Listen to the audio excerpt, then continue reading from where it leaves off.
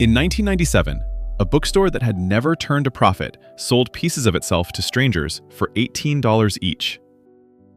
That bookstore was Amazon. I'll show you the exact machine that made that possible.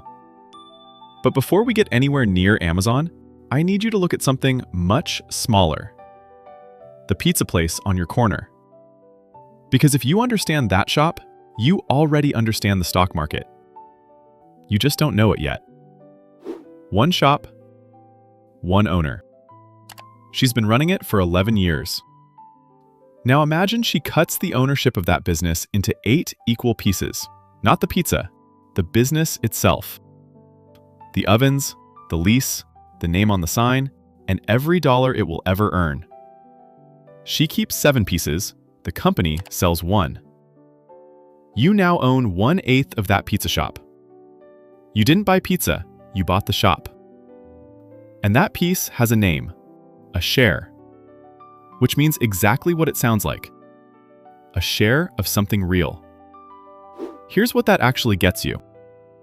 When the shop has a good year, you don't receive a bigger slice. You hold a more valuable one. And when it has a bad year, nobody comes and takes your slice away. It's simply worth less than it was. That's the whole idea, and I want you to notice how little math was involved. Everything else in this series, every ratio, every chart, every indicator we ever learn, is just a tool for answering one question. Is this slice worth what they're asking for it? Why would Maya sell strangers part of a business she spent years building? Follow the cost of growth. At first, profits buy an oven. Later, a bank loan buys a delivery truck. Another loan opens a second location. Maya keeps her ownership, but every loan must be repaid with interest, whether the expansion works or not. Then demand grows again. Now the plan is 10 locations, a fleet, and a central kitchen. That requires far more cash. The company could borrow again, but more debt may no longer be the best fit. So Maya considers another trade. Sell part of the company to many investors. She gives up some ownership, but that money is not repaid like a loan. That is when opening ownership to the public can make sense. Not for a brand new shop, but for a mature company whose next stage may be bigger than another loan. Now follow both sides of that trade, because this is the part that surprises people. Your cash goes to the company. The company keeps it. There is no repayment date and no interest. You are not lending. You are buying in. And in exchange, something changes about you. You stop being a customer of that shop and start being an owner of it. Yesterday, you bought a slice of pizza. Today, you own part of the oven it came out of.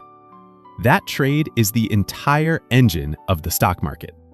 When a private company offers shares to the public for the first time, that is an initial public offering, an IPO. That's the model. Now let's drop the pizza shop, because this is exactly where every other video on this topic stops, at the imaginary example with imaginary numbers. Let's do a real one instead. To picture it properly, go back. 1997. Most people had never bought anything online, and this company sold books out of a warehouse. May 15th, 1997. An online bookstore that had never made a profit sold shares to the public at $18 each. And the public paid roughly $54 million in the offering, before underwriting fees and expenses. That company was Amazon. Look at what just happened, because it is the pizza shop, line for line. Amazon needed capital. It cut ownership into pieces and sold them. Buyers handed over cash and received ownership. Amazon kept the proceeds. Unlike a loan, that money did not have to be repaid. And notice something uncomfortable. In 1997, Amazon was not a safe bet. It was an unprofitable online retailer with a short operating history, and its own prospectus described substantial risks and growing competition. Nobody buying at $18 knew how this ended. Here's the detail that shows you what owning a piece really means over time. Amazon has split its stock 4 separate times since then. Because of those splits, one single share bought in 1997 is 240 shares today. Same stake, cut into far more pieces. This is what actually happened to that $18 share. And I want you to notice two things. This is a log scale. Each step up is a multiplication, not an addition.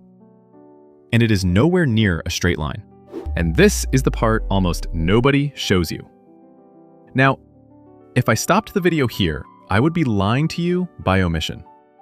Because for every Amazon, there is one of these, and you almost never see it in a beginner video.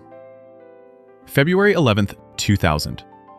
An online pet supply company sold shares to the public at $11 each. Roughly 9 months later, it shut down and sold off whatever was left. That company was Pets.com. You might even remember them. A sock puppet mascot in a Super Bowl commercial everybody quoted. For a few months in 2000, that was enough. Same ownership mechanism. Same .com era. Similar public excitement. Opposite ending. And this is the part that matters. At the moment of sale, both were unprofitable internet retailers asking investors to finance an uncertain future. So a share is not a lottery ticket, and it is not a promise.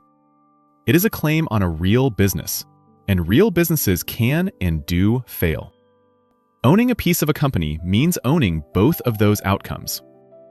Which raises the obvious question. If both offered ownership, but the businesses and risks were different, how does anyone decide what either share is worth? That is the honest reason this series has 39 more episodes, and it's what we start building next week. One last piece, and it clears up more beginner confusion than anything else in this video. When you buy Amazon on your phone tomorrow morning, Amazon receives none of that money. Not 1 cent. You're buying a used slice from another person who already owned it, and your cash goes to them. That marketplace, where owners trade slices back and forth with each other, all day, every day, is what people actually mean when they say the stock market. It is a resale market. And that explains something that confuses every single beginner. When you watch a stock price tick up and down, the company usually didn't do anything in that second. Nobody at headquarters pressed a button. What changed is simply what other owners are willing to pay for a slice, right now, this moment. So that's the ownership machine I promised you at the very start, the one Amazon entered when it became a public company, and the one Pets.com entered before its business ultimately failed. 3 things. If you keep only 3, keep these. 1. A share is ownership in a real business. 2. When a company sells new shares, that cash goes to the company. 3. After that, most trades happen between investors at a price a buyer and seller agree on. Next episode, we open up the day a company goes public and walk through it hour by hour. Who gets paid? Who is locked up and can't sell? And why can the offering price differ from the first market trade? That's episode 1. You now know more about how this works than most people who own a stock. Before you go, tell me in the comments which company you'd actually want to own a piece of. Just the name.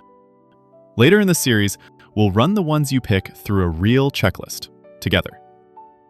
If this made the stock market feel clearer, subscribe and turn on notifications so you know when each new episode is released. New episodes are coming throughout the month, and by month's end, the complete course will be here. Produced by Signal Finder Pro.